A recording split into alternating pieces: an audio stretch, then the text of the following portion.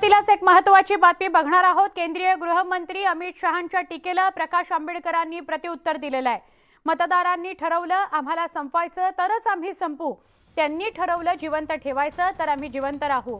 अमित शहा नावाचा कोणी देव नाही, उद्धव ठाकरेंच्या पक्षाला जे मदत करतील त्यांना आम्ही संपवू, या अमित शहा यांच्या विधानावर वंचित आघाडीचे प्रकाश आंबेडकर यांनी टीका केलेली आहे।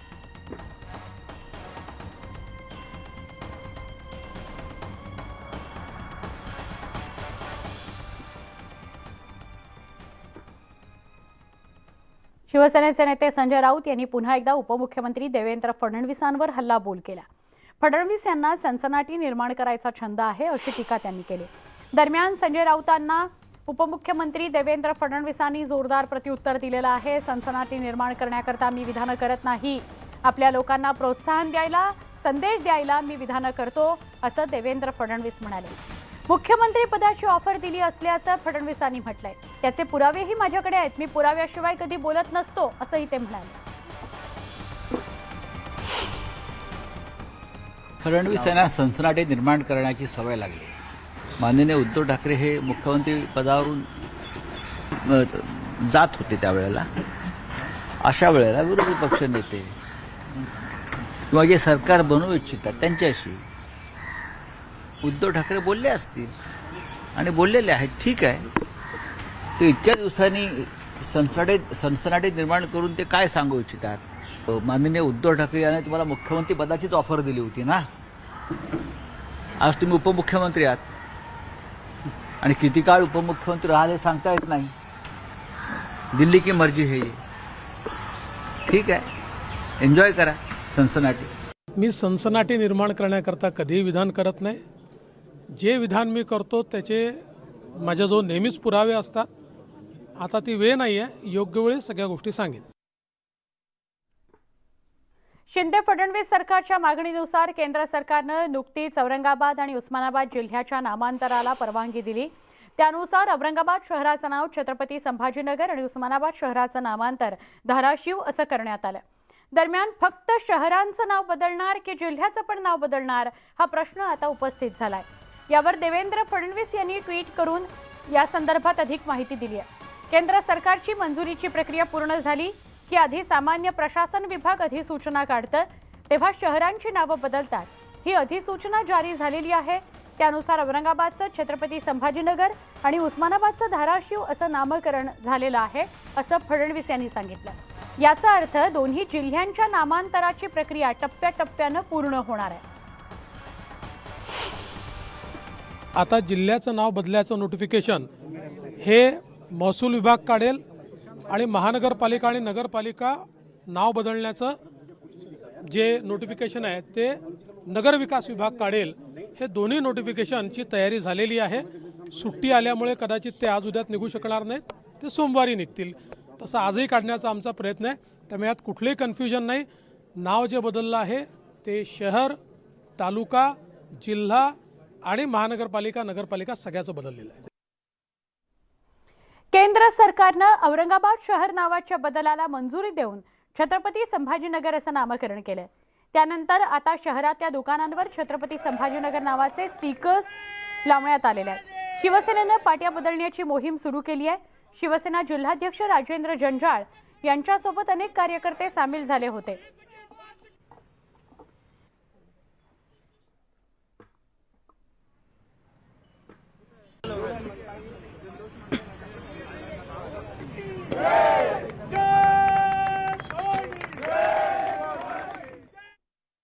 छत्रपती संभाजीनगर आणि धाराशिव हे जे दोन नावं आहेत त्यावेळेस सुद्धा त्या गोष्टीचं स्वागत आपण केलं होतं। महाविकास आघाडीचं शेवटची जी काही कॅबिनेट होती त्याच्यामध्ये सर्वांनी मिळून, सर्व घटक पक्षांनी मिळून त्यावेळेस तो निर्णय त्या ठिकाणी घेतला होता आणि आता केंद्र सरकारकडनं त्याला शिक्कामोर्तब होत असताना आपण जेव्हा बघतोय तेव्हा नक्कीच त्याचा आनंद होतो। इस देश के अंदर रहने वाले हर नागरिक, हर जाति धर्म के लोग जो है वो छत्रपति संभाजी महाराज का, छत्रपति शिवाजी महाराज का, अंबेडकर, फुले शाहू का आदर करते आए हैं। लेकिन हम में और उनमें ये फ़र्क है कि हमने कभी भी इनका नाम लेकर अपनी घटिया राजनीति नहीं खेले है। हमने कभी भी इनका नाम लेकर अपने राजनीतिक रोटियां नहीं हमने सेकी है जो ये आज कर रहे हैं करके। इनका क्या लेना देना है हमारे शहर से? मैं ये एक सवाल करता हूं, नाम तो दे दिए है आपने छत्रपति संभाजी महाराज का, क्या मेरे शहर के लोगों की बेरोजगारी, नौजवानों की बेरोजगारी खत्म हो जाएगी? क्या किसानों की आत्महत्या खत्म हो जाएगी मेरे जिले से? 8 दिन के बाद छत्रपति संभाजी नगर के शहर के अंदर 8 दिन के बाद पानी मिलता है, कल से रोज आने वाला है पानी। औरंगाबाद आणि उस्मानाबादच्या नामांतराचा निर्णय केंद्र सरकारने घेतलाय। उस्मानाबादचं नाव धाराशिव करण्याला कृती समितीने विरोध केलाय। मग या सरकारने ज्यावेळी हा नामांतराचा निर्णय घेतला तेव्हाच या निर्णयाविरोधात कोर्टात गेलोय। हे प्रकरण न्यायप्रविष्ट असताना केंद्र सरकारने हा निर्णय घेणं चुकीचं आहे असा आरोप कृती समितीने केला आहे।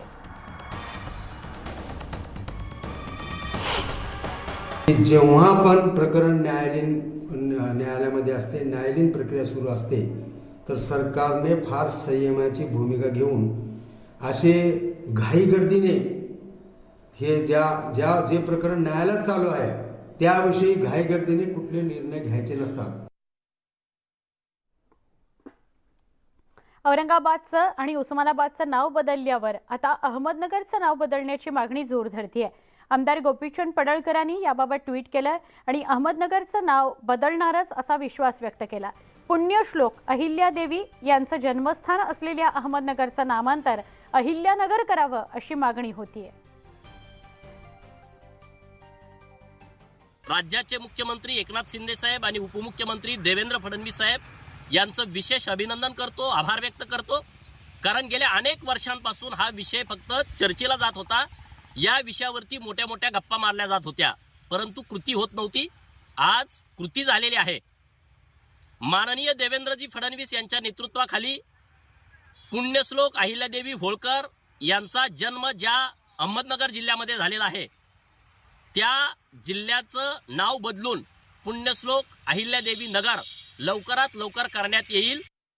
फक्त नामांतर हाच विषय जर आपण सातत्याने त्या ठिकाणी घेत राहिलो तर बेरोजगारी, शेतकरी, मजूर, शहरी आणि ग्रामीण भागामध्ये असणारे असंघटित क्षेत्र, व्यवसाय या सगळ्याकडे जे दुर्लक्ष आज त्या ठिकाणी होत आहे आणि सिम्बॉलिक आणि फक्त भावनिक राजकारण त्या ठिकाणी जर केलं जात असेल तर त्याचा विरोध हा आपण सर्वांनी नक्कीच केला पाहिजे।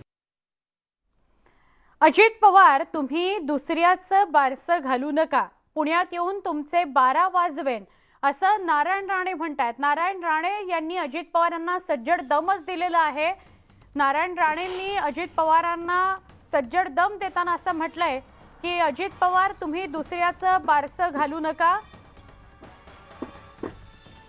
पुण्यात येऊन तुमचे 12 वाजवेन। नारायण राणे यांनी हे वक्तव्य केलंय। प्राथमिक माहिती समोर येतेय। नारायण राणे कुठल्या संदर्भानं अजित पवारांना बोलले, अजित पवारांना सज्जड दम दिला, हे समोर येईल। अजित दादाला कितपत राजकारण बारामतीच्या बाहेर कळतं मला माहित नाही। खरं मला त्याच्याबद्दल बोलायची हे नाही, तो ज्या प्रकारचा राजकारणी आहे ना त्याबद्दल बोलू नये। आणि बारामतीच्या बाहेर त्यांनी दुसऱ्यांचे बारसे करायला जाऊ पण नाही, नाव ठेवायचं, जाऊ नये। माझ्या फंदात पडू नका, नाही तर पुण्याला येऊन 12 वाजवीन मी, पुण्याला येऊ।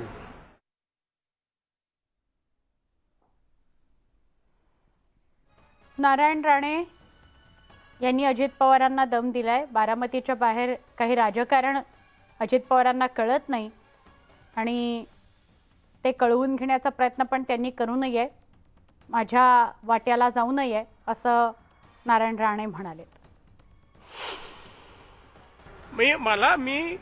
माझं कार्यक्षेत्र पहिलं मुंबईत, या बाळासाहेबांनी मला कोकणात पाठवलं, तिकडून सलग 6 वेळा निवडून आलो, एक नाही 6 वेळा। त्यानंतर मला सांगितलं पक्षाने, काँग्रेसच्या माननीय सोनिया गांधींनी की आप बांद्रा में खडे हो जाइए। मग त्यांच्या म्हणण्यासर उभा राहिलो, माझ्या मतदारसंघात नाही उभा राहिलो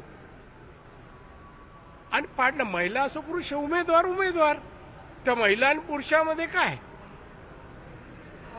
आता ती आहे का त्यांच्याकडे? आता कोणाकडे आहे म्हणा?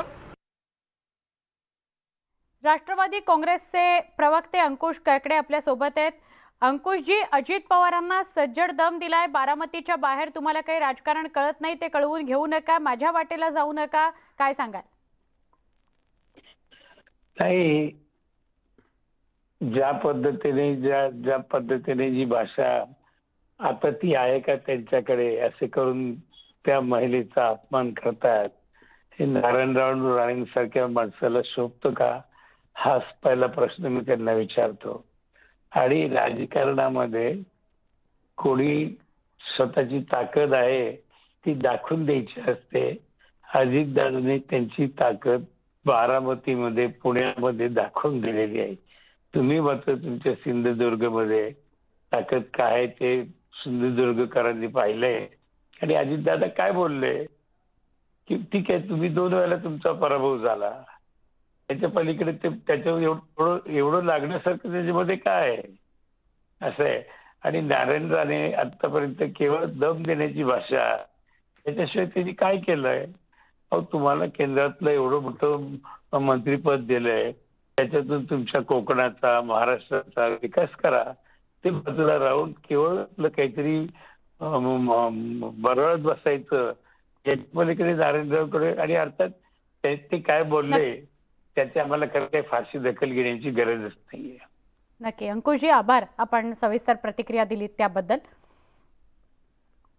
नारायण राणे यांनी अजित पवारांना सज्जड दम दिलाय, पण बोलत असताना शेवटचं वाक्य म्हणताना ते त्या जागेसंदर्भात म्हणत होते. ती जागा आता त्यांच्याकडे आहे का, या अनुषंगाने बोलत होते. उद्धव ठाकरे आणि अरविंद केजरीवालांच्या भेटीवरून आमदार नितेश राणेंनी उद्धव ठाकरेंवर निशाणा साधलाय. आधी मुंबई बॉम्बस्फोटातील आरोपींचं समर्थन करणाऱ्यांसोबत मुख्यमंत्री झाले, आता खलिस्तानवाद्यांचं समर्थन करणाऱ्या मुख्यमंत्र्याला भेटतायत, असं ट्विट नितेश राणेंनी केले. त्यावर प्रतिक्रिया आपण दिली.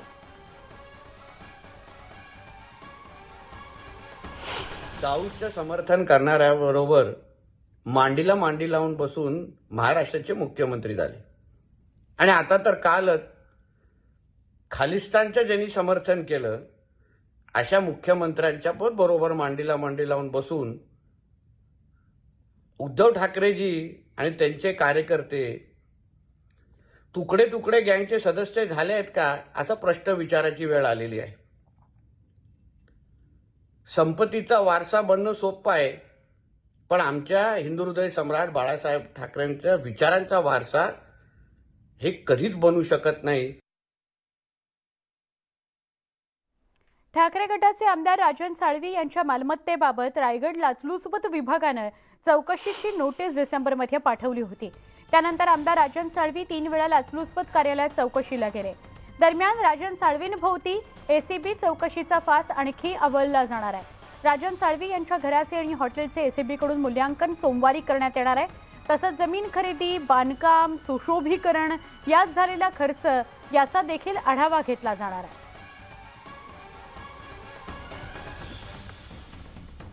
गेल्या 12 वर्षांपासून कुलूपबंद अवस्थेत असलेल्या बदलापूर पालिकेच्या अग्निशमन केंद्राच्या दुरुस्तीकरता तब्बल 1,11,00,000 रुपयांचा खर्च करण्यात आला होता. हे अग्निशमन केंद्र 2011 साली उभारण्यात आलं. मात्र तेव्हापासून आजपर्यंत केवळ कर्मचाऱ्यांची कमतरता असल्यानं हे केंद्र बंद अवस्थेत आहे. दरम्यान या संदर्भातली बातमी न्यूज 18 लोकमतनं दाखवली होती. यानंतर पालिका प्रशासनानं याची दखल घेतली आणि खर्चाच्या चौकशीकरता त्रिसदस्यीय समिती नेमलेली आहे. येत्या 15 दिवसात ही समिती चौकशी अहवाल सादर करणार आहे. छत्तीसगडमध्ये माओवाद्यांचा मोठा हल्ला झालाय. 3 जवान शहीद झालेत. या घडीची महत्त्वाची बातमी आहे. 3 जवान शहीद झाल्याची बातमी येते. दुर्दैवी घटना आहे. छत्तीसगडमध्ये माओवाद्यांनी हल्ला केलाय. सुकमा जिल्ह्यातील कुंदेड जवळ सुरक्षा दल आणि माओवाद्यांमध्ये झालेल्या चकमकीत 3 जवान शहीद झालेत. आश्रमपारा जगरगुंडा इथं माओवाद्यांनी गोळीबार करत हल्ला केला. यात 3 जवान शहीद झाल्याची माहिती मिळते. पोलीस जवान ऑपरेशन करता निघाले होते, त्यावेळी माओवाद्यांनी जवानांवर हल्ला केला. या हल्ल्यात शहीद झालेल्या जवानांची नावं एएसआय रामूराम नाग, असिस्टंट कॉन्स्टेबल कुंजम जोगा, शिपाई वंजम भीमा अशी सांगण्यात येत आहेत.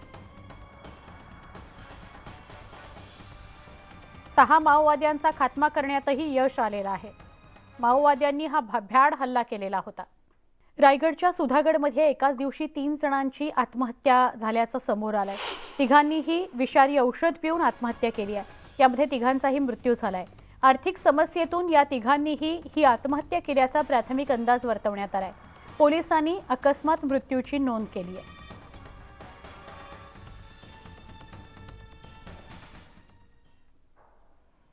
नारायण राणे उद्धव ठाकरे यांच्या अनेक कॅसेट माझ्याकडे आहेत. त्यांनी किती खोके घेतले याचे सगळे संभाषण माझ्याकडे आहे. वेळप्रसंगी ही कॅसेट वाजवेन असं राणे म्हणालेले आहेत. खोके घेतल्याचं संभाषण माझ्याकडे आहे. किती खोके घेतले, कसे खोके घेतले, उद्धव ठाकरेंच्या अनेक कॅसेट्स आहेत माझ्याकडे असं नारायण राणे यांनी म्हटलेलं आहे. नारायण राणे यांनी अजित पवारांना सज्जड दम दिला होता. त्यानंतर उद्धव ठाकरे यांच्याबाबत माझ्याकडे सगळे पुरावे आहेत. वेळ आल्यावर कॅसेट सगळ्या बाहेर काढीन असं नारायण राणे म्हणालेले आहेत. उद्धव ठाकरेंसंदर्भातलं हे वक्तव्य आहे. खोक्यांवरून जे बाळासाहेबांची शिवसेना पक्षाला चिडवलं जातं आहे, गद्दार गद्दार म्हटलं जातं आहे, त्यावर नारायण राणेंनी हे भाष्य केलेलं आहे की मातोश्रीवर किती खोके पोचायचे या अनुषंगानं हे वाक्य असावं की उद्धव ठाकरेंच्या अनेक कॅसेट्स माझ्याकडे आहेत. आणि गेलेले लोक आपल्याबद्दल काय बोलतात आत्मपरीक्षण कर ना. किती त्याचे फोन माझ्याकडे तर अनेक त्याच्या कॅसेट आल्या. मी नाही एकेचा उपयोग केला संभाषणाचा. शिंदेगडातल्या आमदारांना खोके म्हणतात. हा खोक्याचे व्यवहार करताना कॅसेट आहेत. पण आधी जरा आत्मपरीक्षण कर. आपण 2.5 वर्षात काय खोके जमवले का अजून पवित्र कार्य केलं? हे सगळे ऑडिओ क्लिप आहेत तुमच्याकडे? हा, खोके जमवतेल्याचे ऑडिओ क्लिप म्हणताय? सगळ्या क्लिप तुमच्यावर पोहोचवणार नाही मी. योग्य वेळ उपयोग करेन.